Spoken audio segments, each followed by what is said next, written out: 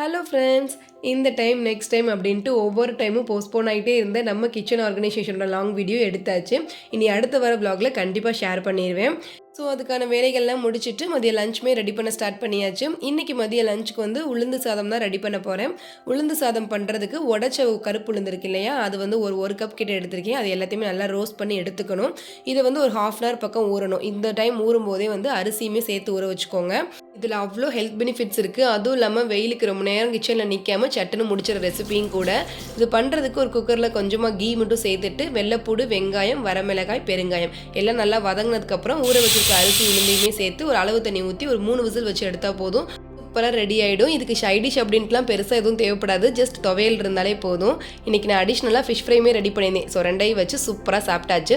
சாப்பிட்ட கையோடைய cleaning ஒர்க்குமே start பண்ணியாச்சு. அது என்னமோ தெரில, நான்வெஜ் குக் பண்ணாலே உடனே கிச்சனை க்ளீன் பண்ணி ஆகணும், இல்லைனா தூக்கமே வராது. இனி நாளைக்கு ஒரு vlogல பார்க்கலாம்.